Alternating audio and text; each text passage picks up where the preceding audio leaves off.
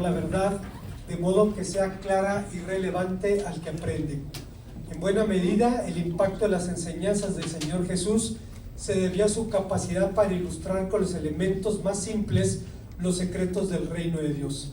Es verdad que el profeta Isaías había dicho que por la boca del Mesías hablaría el Espíritu de sus labios, es decir, que el Espíritu de Dios utilizaría su palabra para comunicar la verdad divina por su mensaje, pero serían las enseñanzas positivas del Señor Jesús lo que captó los corazones de sus discípulos para llevarlos a asumir compromisos de vida con Él. Así, usando las figuras de las aves de los cielos, los lirios del campo, la pesca, las relaciones familiares, ilustraba sus poderosas lecciones espirituales. Y uno de los elementos de la naturaleza que utilizaba en sus relatos fue la figura de la higuera. Este era un árbol común en la geografía de Palestina, que junto con la vid fue un elemento de múltiples metáforas bíblicas. En el libro del profeta Jeremías, cuando se piensa en cuando se piensa en los días de paz, se dice cada uno debajo de su vid, cada uno debajo de su higuera. Así que era inevitable que el Señor Jesús empleara un elemento tan coloquial como la higuera para enseñar las verdades del Evangelio. En su parábola de la higuera estéril, el Señor nos recordó las bendiciones que hemos recibido por la gracia, las responsabilidades que estas bendiciones traen aparejadas y la realidad ineludible de que un día tendremos que dar cuentas a Dios por nuestros hechos. ¿Qué demandas contiene esta parábola? ¿Con qué advertencias nos enfrenta? ¿Qué aplicaciones prácticas podemos encontrar en ella? Les invito a considerar las respuestas que el texto nos ofrece. Antes, hermanos, de pensar en las enseñanzas de este pasaje, debo decir que, una vez más, el profeta Isaías anunció que Dios iba a hablar por la boca de su siervo el Mesías, que el espíritu de sus labios iba a matar al impío, pero iba también a llenar de consuelo y de esperanza al pueblo de Dios. Tenía un llamamiento divino y su mensaje divino impactaba la vida de las personas que de una manera como no podemos imaginar. Pero también es cierto que sería a través de su capacidad para comunicar esas verdades que se apoderaba de la imaginación, del entendimiento y de la fe de los hombres. Recuerdo, hermanos, un pasaje que estudiamos con los alumnos del seminario hace 15 días y comentábamos aquel pasaje donde los líderes religiosos de Israel envían alguaciles para detener al Señor Jesús y están esperando el momento de hacerlo y de pronto son atrapados por el mensaje y cuando llegan con los que los enviaron con las manos vacías y estos le preguntan ¿dónde está aquel? Ellos respondieron: nunca un hombre ha hablado así. Esto generó la ira de los líderes de Israel diciendo: también ustedes quieren hacerse sus discípulos. Me recuerda, hermanos, a un hombre que ahora está con el Señor, el hermano Antonio Aparicio. Él era un misionero purépecha, quien se convirtió más o menos en el tiempo de la guerra cristera. Él era guardia civil en su pueblo y en un encuentro mató a 2 cristeros. Él era un buen tirador y en buena lid estaba defendiendo el pueblo y abatió a 2 personas. Pero esto, hermano, se cargó en su corazón y había allí algo que aunque había incluso un halo de heroísmo que lo rodeaba porque estaba defendiendo el pueblo, él sabía que esas personas eran hijos de alguien, padres de alguien, hermanos de alguien, y le dolía lo que había hecho. Llegó el momento en que llegó el Evangelio a su vida y no solamente se convirtió, sino que se convirtió en misionero en la cañada de los 11 pueblos. En ese lugar empezó a predicar y entonces uno de los curas de un pueblo vecino le dijo a uno de sus allegados: yo no sé cómo le vamos a hacer, pero este hombre se tiene que callar. Y Aurelio García, que era el pistolero que mandaron, sabía lo que tenía que hacer. Fue a buscar a Antonio Aparicio, entró al culto, dice había 2 ancianos y 2 niños nada más. Y estaba esperando la oportunidad de cumplir con la tarea que le habían encomendado, pero pronto escuchó lo que ese hombre estaba predicando. Y cuando termina el sermón, casi llorando, le dice: me mandaron a matarte, le dice Aurelio a Antonio. Dice, pero lo que dijiste, dice, siento algo en mi corazón que no puedo entender. Y ya el hermano Antonio lo remató, le dijo, pues estaba hablando de esto, le invitó a que se entregara a Jesucristo, y ahora el problema fue mayor, porque querían matar a un misionero y ahora tenían dos. Del río Carapan hacia el norte, predicó Aurelio García, del río Carapan a la Cañada de los 11 pueblos, el hermano Antonio Aparicio, se repartieron a su pueblo y finalmente desarrollaron un ministerio increíble. La palabra de Dios tiene un encanto que produce en el corazón de los que son llamados que no podemos explicar. Podemos ser llamados al Evangelio de manera más contradictoria. Mi hermano Félix llegó al Evangelio por el testimonio del hermano Rafael Rico. El hermano Rafael Rico era un cavernícola, era un salvaje, era de los que predicaban a palos. Y dice el hermano Félix, cuando me lo presentaron, dice, él era diácono en la iglesia Betel, allá en Azcapotzalco, y dice, me agredió con lo que me decían. Dice me encendió, y le dice el hermano Rafael Rico, yo no he robado, yo no he matado, yo no me meto con la mujer de mi prójimo. Y dice el hermano Félix, ya no sabía qué decirle. Dice, pues no sabe lo que se pierde. Le dice el hermano Félix, dice, pero lo que le dijo tocó su corazón. Y finalmente, dice el hermano, tuve que ir a la Biblia y encontrar lo que este hombre me estaba diciendo era cierto. Se apoderó del corazón del hermano hace 35 años más o menos, ¿no? Unos 35 años. Y desde entonces, hermanos, un hombre que fue seminarista católico, hijo de otro seminarista católico, no pudo resistir el encanto que hay en la palabra de Dios cuando nos llama. En la parábola de la higuera estéril, el Señor Jesucristo comunica un mensaje poderoso utilizando una figura coloquial, el árbol de la higuera, que en Palestina es tan común como el mezquite en México, pero de cuya parábola se derivan tres enseñanzas. La primera de ellas es que todo privilegio es evidencia de la gracia de Dios. Es normal y hasta inevitable que nos acostumbremos a las cosas buenas de la vida.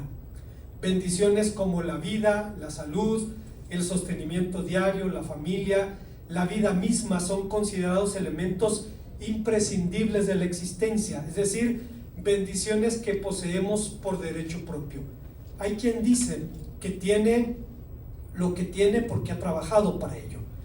Hay quien puede reconocer que ha sido un don o un regalo de Dios, pero a final de cuentas puede tener la sensación de que de alguna manera ha sido merecedor de estas bendiciones.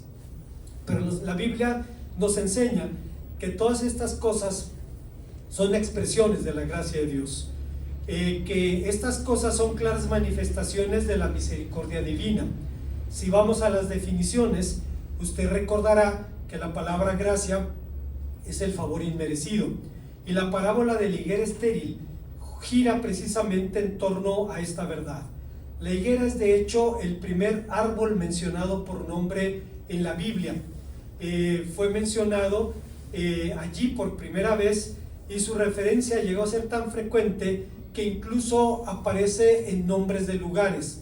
En la toponimia, en los nombres de los lugares de Palestina, encontramos nombres como Bet-Fagé, que se utiliza en Mateo capítulo 21, nombre que significa casa de higos, recordándonos que era un elemento frecuente en esa zona del mundo. También la higuera es mencionada entre las 7 bendiciones de la tierra prometida. En Deuteronomio 28:8, la palabra de Dios dice que Dios prometió a Israel una tierra de trigo y de cebada, de vides, de higueras, de granados, una tierra de olivos, de aceite y de miel. Tan apreciado era su fruto que en pasajes poéticos de la Biblia al fruto de la higuera se le llama miel de la roca, y eso lo podemos entender perfectamente los mexicanos. En la geografía del semidesierto mexicano, en paisajes rocosos, suelos arenosos, calcáreos, se producen las nopaleras, y ahí se produce el fruto del nopal, que es la tuna, un fruto tan delicioso que es increíble que algo tan dulce pueda salir de un pasaje tan árido. Bueno, en la Biblia se le llama al higo miel de la roca. Tal posición de privilegio hizo que con el tiempo la figura evocara junto con la vid dos símbolos idílicos de la paz. En Zacarías 3:10, como decíamos hace un momento, cuando se habla del tiempo de la paz, se dice cada uno debajo de su vid, cada uno debajo de su higuera. La higuera prospera normalmente sin mayores cuidados, pero si se espera buen fruto de él, es necesario aflojar la tierra para que mejore el riego, fertilizarla y podemos obtener frutos de mejor calidad. Vivimos durante 18 años en La Era, una colonia que está aquí cerca, y en ese lugar el dueño de la casa, el hermano José Moreno, tenía unas higueras que producían un higo blanco delicioso. Recuerdo en alguna ocasión había un higo en una de las ramas y mi esposa lo vio y estaba esperando que madurara, estaba esperando que finalmente llegara el momento de poder comerlo, y el fruto iba madurando, pero mi esposa no se dio cuenta que había otro par de ojos que había visto el mismo higo, y eran los ojos de nuestra perra que estaba en el patio. La mañana que mi esposa decidió voy a ir por mi higo, encontró el puro cabito pegado a la rama. Resultó que ese mismo día la perra decidió que estaba madura y fue por ella. Dice mi esposa, me ganó con mi higo. Bueno, si a un perro le parece delicioso, hermanos, imagínense al ser humano. La verdad, hermanos, es que era un fruto que se daba sin mucho cuidado, pero si le ponemos un poquito de cariño puede mejorar la calidad de la fruta. Sería materialmente imposible enumerar cada una de las bendiciones que provienen de la gracia de Dios, y sin embargo la mayor de ellas es la vida. Sobre el valor de la vida, sobre el valor de este don, el obispo Desmond Tutu, que fue premio Nobel de la Paz en el 84 por su lucha contra la segregación racial en Sudáfrica, dijo en uno de sus sermones: qué alivio tan tremendo sería, y de hecho lo ha sido para muchos, saber que no es necesario que le demostremos a Dios que valemos algo. No debemos hacer absolutamente nada para que Dios nos acepte. Esto es lo que el Señor Jesús vino a enseñar, y por eso lo mataron. Él vino a decir: mira, no tienes que ganarte el amor de Dios, no es cuestión de un mérito o de un logro humano. Tú existes porque Dios ya te ama, eres una criatura del amor divino. A partir de esta convicción, todos los recursos, las bendiciones y capacidades personales y colectivas son evidencia de la gracia de Dios en una intención superior para la vida del hombre.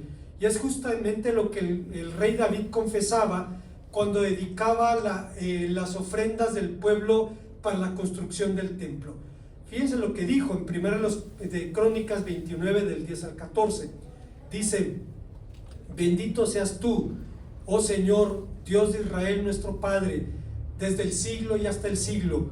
Tú eres, oh Señor, tuya es, oh Señor, la magnificencia y el poder, la gloria, la victoria y el honor, porque todas las cosas que están en los cielos y las que están en la tierra son tuyas.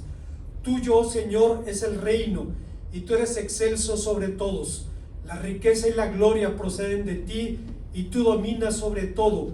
En tu mano está la fuerza y el poder, en tu mano el hacer grande y dar poder a todos. Ahora pues, Dios nuestro, nosotros alabamos tu glorioso nombre, porque ¿quién soy yo y quién es mi pueblo para que pudiésemos ofrecer cosas semejantes? Porque todo es tuyo, de lo recibido de tu mano te damos. Si, como la Biblia enseña, la vida es el don más precioso que Dios nos da, uno de los recursos más valiosos que acompaña la vida es el tiempo, porque significa la oportunidad para cumplir con nuestra vocación existencial, aunque siendo sinceros, el tiempo es un recurso limitado. Dios nos da bendiciones que podemos tener y podemos perder y podemos recuperar. Usted puede tener dinero, perderlo, recuperarlo, puede tener salud, perderla, recuperarla. Hay cosas que podemos recuperar, pero el único bien no renovable que Dios nos da es el tiempo. Un día que se va es un día que no va a regresar jamás. Una hora que perdemos es una hora que jamás recordaremos. Cuando digo esto, viene a mi memoria las palabras de un querido amigo, un hermano pastor joven, se llama Noé Palacios. Él es pastor en una iglesia pequeña en Monterrey y es un hombre de Dios, un varón pasado por la plomada a pesar de que es muy joven. Noé es ingeniero en sistemas y dice que puso una aplicación en su teléfono para ver cuánto tiempo dedicaba a las redes sociales. Y dice, en algún momento vio y se aterrorizó al ver cómo le quitaban el tiempo. Y decidió, voy a cerrar todas mis cuentas y solo voy a dejar WhatsApp por el trabajo. Dice, te aterrorizas cuando ves eso. Decía Fernando Camacho, también es ingeniero, él en electrónica, decía, en alguna ocasión me atrapé viendo mis redes sociales a la hora del trabajo. Y decía, y entendí que hay muchas formas de robar. Una forma de robar es dedicarle tiempo, el tiempo por el que te pagan, a otra cosa que no tiene que ver con tu trabajo. Y dice, vi que estaba revisando mi teléfono en el horario de trabajo. Y dice, tuve que entender, esto no está bien. Estoy robándole a la compañía, aunque ellos no se den cuenta. Es un asunto de conciencia. Y al final de cuentas de lo que estaban hablando es de la certidumbre de que el tiempo es el único recurso no renovable con el que contamos. Esto nos lleva a la segunda enseñanza del pasaje. En segundo lugar, el texto nos enseña que todo privilegio conlleva responsabilidades. Como dijimos anteriormente, el uso de metáforas por parte de los profetas era una práctica antigua en Israel. El profeta Oseas utilizó una metáfora agrícola para expresar el amor de Dios por su pueblo. Por medio de la figura de la higuera y de la vid, describió el gozo de Dios al crear a su pueblo. Como uvas en el desierto hallé a Israel, como fruta temprana de la higuera, en el principio creé a vuestros padres. Con estas palabras, el profeta señaló que la misma alegría que un hombre perdido en el desierto encontraría al descubrir un racimo de uvas en el desierto, que el mismo gozo que producen los primeros frutos de la higuera, así, con esa alegría, Dios se deleitó en llamar a patriarcas y en crear a Israel. Israel fue la primicia de los pueblos de la tierra, la nación sobre la cual puso su nombre, el pueblo que consagró para su servicio. Sin embargo, el amor de Dios no es como algunos suponen, un amor complaciente, porque cuando el pueblo se desvió a la inmoralidad y la idolatría, Dios también lo disciplinó con firmeza, como dice Números 25, 1 al 13. Esto me recuerda, hermanos, a un autor cristiano, voy a recordar su nombre, escribió un librito sobre doctrina cristiana, y cuando habla de la doctrina de Dios, Paul Little se llama, cuando habla de la doctrina de Dios, dice, entre los que creemos en Dios, hay diferentes ideas de Dios. Dice, hay quienes imaginen a Dios como un anciano que se está meciendo, que hizo una mecedora en el cielo, donde se acaricia su barba, viéndonos con complacencia, y cuando ven que hacemos algo mal, dice, los niños siempre serán niños, y creen que al final de cuentas, hagamos lo que hagamos, todo estará bien. Otros imaginan a Dios de manera contraria. Los que venimos de la competencia, recordaremos, hermanos, que cuando éramos niños y hacíamos algo mal, nos pasaba algo donde lo castigó Dios. La idea de ese Dios que está desde un balcón en el cielo con un chicotito en la mano, buscando a alguien que se le esté pasando bien para darle con el chicote, decirle, deja de hacer eso. Otros imaginan a Dios como una bola de fuego y el alma humana como una chispa que en algún momento tiene que volver a esa bola de fuego. Cada quien puede tener un concepto diferente de Dios. Y decía Paul Little, hablando acerca de ese concepto de Dios, que incluso el padre del agnosticismo, perdón, ahora el disco duro anda rayado, voy a tratar de recordar su nombre, Albert Spencer, si mal no recuerdo, decía, hasta donde se sabe, no hay testimonio de que un ave haya salido de la atmósfera para ir al espacio. Y por lo mismo, es imposible que lo finito penetre lo infinito. Y dice Little, tenía razón. Pero él no contempló la otra posibilidad, la posibilidad de que lo infinito penetrara lo finito.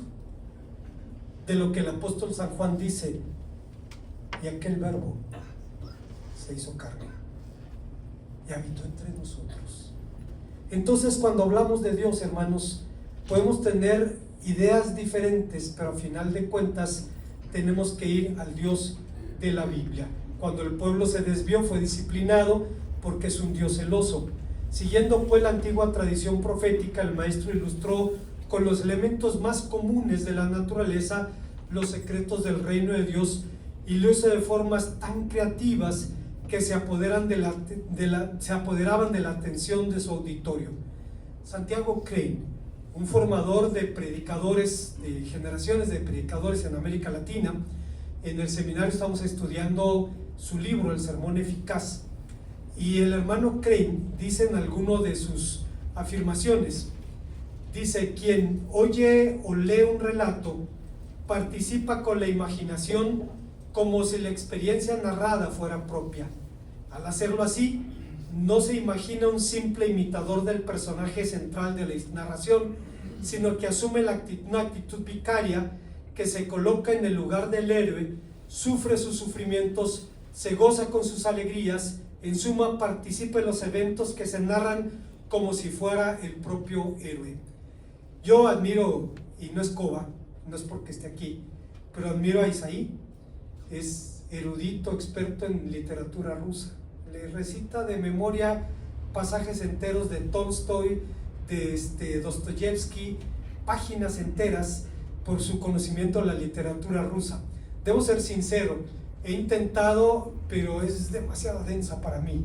La literatura rusa es sesuda, va al fondo del alma humana, y por eso yo admiro a Isaí, por esa capacidad que tiene para asimilar esta clase de literatura. Digo esto, hermanos, porque en algún momento la literatura tiene la capacidad de apoderarse de nosotros, de nuestra imaginación, de nuestro entendimiento, y eso lo sabía el Señor Jesús cuando enseñaba. Ciertamente, para cualquier lector de la Biblia resultará enormemente tentador juzgar con dureza las actitudes del pueblo de Israel, hasta que nos damos cuenta que no somos mejores que ellos, que Israel somos nosotros, pues sus pecados nos describen, sus promesas nos alientan, porque lo que está escrito en la Biblia, dice San Pablo en Romanos 15:4, fue escrito para nosotros. Y solo entonces enfrentaremos la realidad de que todo privilegio conlleva responsabilidades. Hemos dicho en muchas ocasiones que de cada bendición que Dios nos da, nos la entrega en una moneda que tiene dos caras. Una cara se llama privilegio, la otra cara se llama responsabilidad.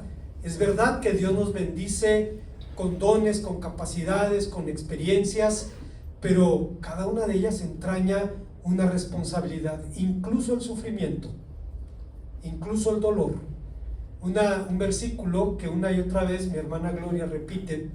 Ustedes saben que ella es sobreviviente de cáncer y le ha dejado secuelas devastadoras hasta el presente. Cuando alguien sufrió de cáncer y vivió todos los estragos de la enfermedad, no tolera el olor del hospital, no quiere recordar nada de ese momento, pues la hermana hizo de su sufrimiento un ministerio. Su ministerio es ir a los hospitales, alentar a los enfermos de cáncer, llevar a Cristo a los que están en etapa terminal. Si hay un familiar que no se ha bañado y no ha comido en 2 días, se lo lleva a su casa y le dice: ahí está el baño y siéntese a comer, porque la hermana entendió que la palabra de Dios dice: porque somos consolados para consolar. Cada una de estas cosas tiene que convertirse en un patrimonio espiritual. Solo entendemos entonces así que cada privilegio conlleva una responsabilidad. Esta convicción es justamente la base de la mayordomía cristiana, aquel principio integrador de la vida que expresa la convicción de que todo pertenece a Dios y que todo debe ser administrado de forma que Dios sea glorificado y nosotros seamos edificados. Pero una vez más, un factor que agrava la realidad de nuestra mayordomía es el paso del tiempo, y desde la percepción bíblica, más importante de saber qué es el tiempo es entender lo que sucede en él. Más importante que entender su naturaleza es saber para qué sirve. Los griegos especularon sobre el tiempo, crearon todo un vocabulario para cifrarlo. De ahí viene la palabra cronos, la palabra kairos, la palabra hora, que describen el tiempo cronológico, la oportunidad, el momento determinado por Dios. Pero los cristianos hemos aprendido que más importante que saber qué es el tiempo es saber para qué sirve, y que en él tenemos que hacer la voluntad de nuestro Dios. Hay una tercera y última enseñanza en este pasaje, y es que esta parábola nos enseña que todo privilegio demanda también rendición de cuentas. ¿Saben, hermanos? Uno de los elementos críticos de la vida cristiana es la rendición de cuentas. En la tradición católica tienen la confesión auricular, el sacramento de la paz le llaman, y tiene su valor, al menos en términos emocionales. Cuando menos le da a una persona, a uno con carga de culpa, de tener una catarsis, de tener un vómito emocional y confesar lo que ha hecho. Pero, hermanos, en la vida cristiana puede ser el eslabón perdido. Recuerdo, creo que es Ginny Getz, quien en el libro,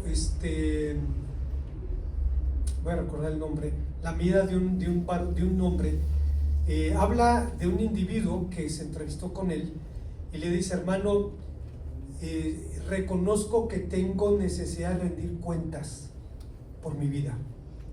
Quiero pedirle que me ayude en eso. Quiero que cada vez que nos veamos, me pregunte sobre mi lectura bíblica, sobre mi vida de oración, sobre mi administración del dinero, sobre mis relaciones con mis seres humanos, sobre mis fantasías secretas. Necesito dar cuentas a alguien de lo que soy y de lo que hago. Lo que este hombre estaba buscando es alguien que le ayudara a orientar bien la brújula de su vida. Como nosotros no tenemos confesión auricular, de pronto el varón cristiano puede ser el ser humano más solitario del mundo. ¿A quién le va a decir sus problemas? ¿A quién le va a contar las cosas que le atribulan? Pues, hermanos, a veces puede ser un lobo solitario, un lobo estepario, y la rendición de cuentas es un asunto cardinal. Claro, es un asunto delicado también, porque abrirnos nos hace vulnerables. Y usted recordará que David se hizo vulnerable ante Agitofel, su amigo con quien entraba a la casa de Dios del brazo, que terminó también traicionándolo. Bueno, hermanos, sobre la rendición de cuentas, si atendemos al contexto de la parábola, de inmediato veremos que se encuentra enmarcado en las enseñanzas del juicio. Más aún, la parábola de la higuera estéril se encuentra entre las llamadas parábolas de la catástrofe, es decir, una serie de metáforas que advierten sobre el ineludible juicio divino ante el cual tendremos que comparecer. Sobre este grupo de parábolas, un erudito bíblico alemán, Joaquín Jeremías, decía: el mensaje de Jesús no es solo anuncio de salvación, también es advertencia de desastre, advertencia e invitación al arrepentimiento ante la seriedad terrible del momento. El número de parábolas que pertenecen a este grupo es grande, aterradoramente grande, porque el Señor Jesús no dejó de levantar su voz en el empeño de advertir o de abrir los ojos al pueblo cegado. Hermanos, si usted estudia con lupa su Biblia, descubrirá que Jesucristo habló más del juicio y de la condenación que del amor. Por sorprendente que parezca, usted puede ir a su Nuevo Testamento y va a encontrar que es así. Y por eso el número de las parábolas de juicio es aterrador. Una característica notable de esta serie de parábolas es que dirigen sus advertencias a grupos específicos de personas. La parábola de las 10 minas de Lucas 19 fue dirigida a los líderes espirituales del pueblo.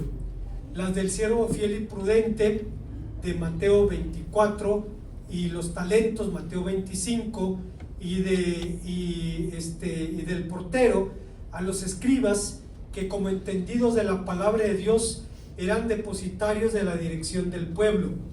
Ellos poseían el conocimiento de la voluntad de Dios, tenían las llaves del reino, y debemos recordar una sentencia grave del profeta Oseas en el capítulo 4, versículo 6 de su profecía, quien dice una frase aterradora: mi pueblo se perdió, ¿qué dice? Por falta de conocimiento. Por falta de conocimiento. Nos hace temblar. A nivel de liderazgo, la responsabilidad de enseñar y de modelar, porque San Pablo le dice a Timoteo: el siervo de Dios debe ser enseñable. Reina Valera 60 traduce apto para enseñar, pero enseñable significa debe enseñar y debe demostrar lo que está enseñando. No tiene que ser un varón perfecto, tiene que ser un varón congruente, una persona congruente. Entonces el desafío es tremendo.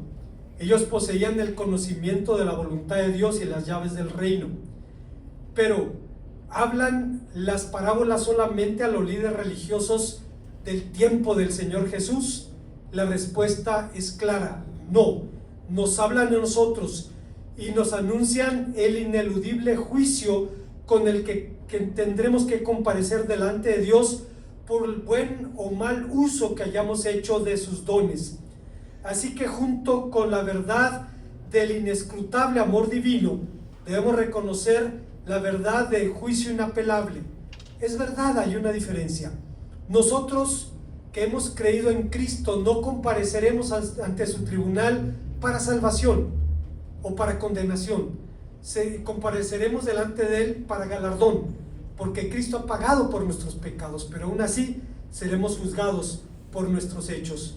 Es la razón por la que en el Nuevo Testamento Dios y su Padre y su Hijo Jesucristo son llamados crites, palabra griega que en el Nuevo Testamento significa juez.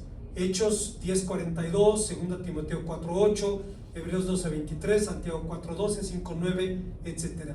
Así, la Biblia enseña que Cristo juzgará a los vivos y a los muertos, 1 Timoteo 4:1, a las acciones secretas de los hombres, Romanos 2:16, juzgará al mundo entero, Hechos 17:31, a cada uno de nosotros conforme a sus obras, 1 Pedro 1:17 y Apocalipsis 20:12. Y una de las más grandes bendiciones que los cristianos evangélicos tenemos y podemos reconocer es la bendición de la justificación por la fe. Sola fide no solo fue uno de los gritos de guerra de la Reforma protestante, sino también un mensaje de esperanza y motivo de regocijo para millones y millones de seres humanos. Decía Martín Lutero que cuando él leía la carta a los romanos, deseaba con todo su corazón entender su mensaje, pero se topaba con una muralla. Romanos 1:16 y 17 dice: en el Evangelio la justicia de Dios se revela por fe y para fe, como está escrito, el justo por la fe vivirá. Pero cuando él leía la justicia de Dios, entendía el justo juicio con el que Dios me va a juzgar, y decía: haga yo lo que haga, no puedo cambiar mi condición de pecador y Dios me va a condenar. Pero un día el Espíritu Santo tocó su corazón. En el Evangelio la justicia de Dios se revela por fe y para fe. Y dice: las puertas del cielo se abrieron de golpe, como si un ariete las hubiera abierto de golpe. Las puertas del paraíso se abrieron para mí. Esta bendición cambió la vida del reformador.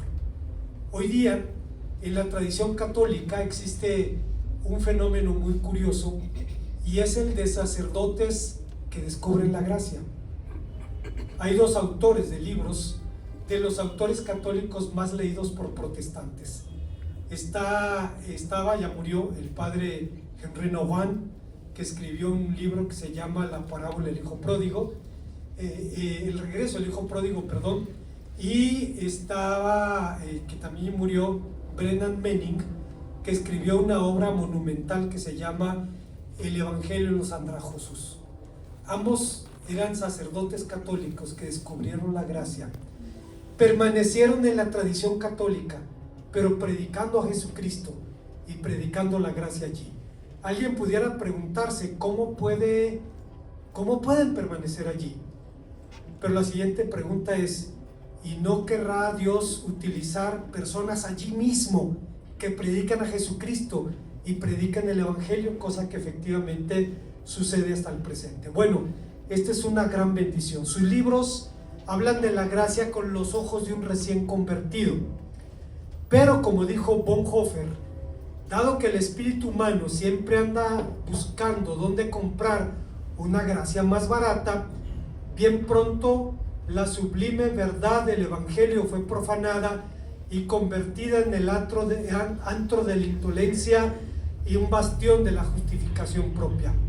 Algunos dicen: si he sido justificado por la fe sin obras, entonces no necesito esforzarme por lo que ya he recibido. Es verdad que la Biblia enseña que el hombre es justificado por la fe sin obras, pero también es verdad que son precisamente las obras las que evidencian nuestra fe. En otras palabras, la fe del creyente será juzgada por sus obras. No puede haber entonces justificación sin sujeción al señorío de Jesucristo, y no puede haber seguimiento sin la negación del yo y la vida crucificada. Como conclusión, la parábola de la higuera estéril se encuentra en un contexto desafiante: una masacre ordenada por Pilato y un desastre arquitectónico. Los expertos discuten sobre estos asuntos, y uno de ellos, un comentarista bíblico católico muy brillante, Joseph Fitzmyer, dice: esta parábola, la parábola de la higuera estéril de Jesús, al venir inmediatamente después de su repetida llamada a la conversión, en los versículos 3 al 5, cobra un significado ominoso. Es posible que los griegos que murieron por causa de su perversidad o por la perversidad de otro ser humano, que los 18 judíos que murieron aplastados por una torre murieron por un accidente, pero no es el caso de la higuera estéril. La higuera tiene que morir porque no da fruto, porque no es más que un parásito. En definitiva, ese es el pecado más grande, la culpabilidad que brota de las continuas dilaciones y la falta de decisión personal es verdaderamente grave, mucho más que la que pueda haber una muerte violenta o un accidente inesperado. El mensaje de la parábola insiste en que ya se ha cedido la última oportunidad, que se debe poner fin a la pereza y a las incesantes dilaciones y transformar esas actitudes en verdaderos frutos de conversión. A pesar de que la parábola de la higuera estéril ha sido calificada entre las parábolas del desastre, su intención es comunicar una esperanza última. En esta parábola, el labrador suplica al dueño de la viña: déjala todavía este año, hasta que yo cabe alrededor de ella y la abone, y si diere fruto bien, y si no, la cortarás después.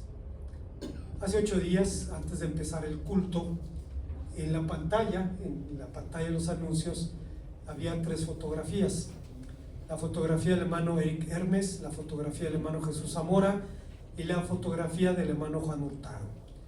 El hermano Jesús Zamora y el hermano Juan Hurtado murieron de más de 90 años, y por razones lógicas era de esperarse que su vida no se prolongara mucho más allá.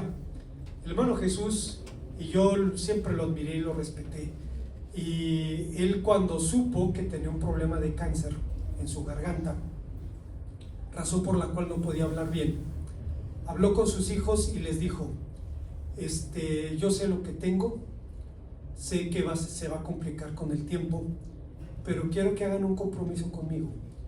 Dice, por favor, no me conecten a un respirador, no me den resucitación, que todo venga de manera natural. Si es necesario atención médica, que sea los cuidados mínimos, dice, para no interferir con la voluntad de Dios. No quiero que hagan nada, que gasten, que se desgasten. Yo tengo 95 años, dice, no voy a vivir 10 años más. Entonces, que suceda cuando Dios quiera. Pero mi hermano Eric estaba en su esplendor físico.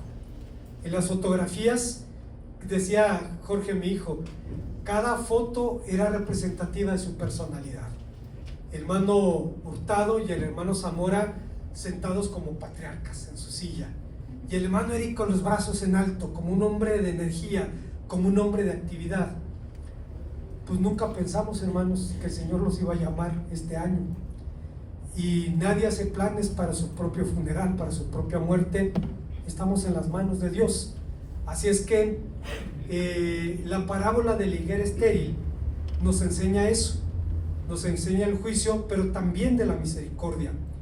Nos enseña que Dios puede dar una segunda oportunidad.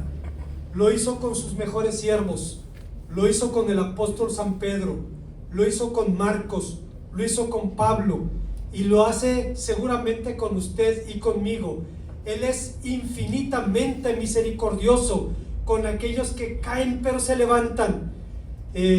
Tal es su misericordia aún con el rebelde, pero no debemos olvidar que existe también una oportunidad final de la que alguien dijo. Hay una línea que nosotros no vemos, que cruza todo el sendero, el límite secreto entre la paciencia y la ira divina, o donde está esta misteriosa línea que cruza nuestro camino, del que Dios ha prometido se pierde el que cruzarla se atreve. ¿Hasta dónde puede llegar el pecado? ¿Cuánto tiempo espera la misericordia? ¿Dónde toca término la gracia y comienza el fin del reprobado? Un año nuevo es una nueva oportunidad, pero puede ser la última. Oremos al Señor. Gracias, Padre, por tu palabra, porque nos enfrentas con nuestras realidades, con nuestra gracia, con nuestro pecado, con tu gracia, con tu misericordia. Nos refugiamos en ella, en Cristo Jesús. Amén.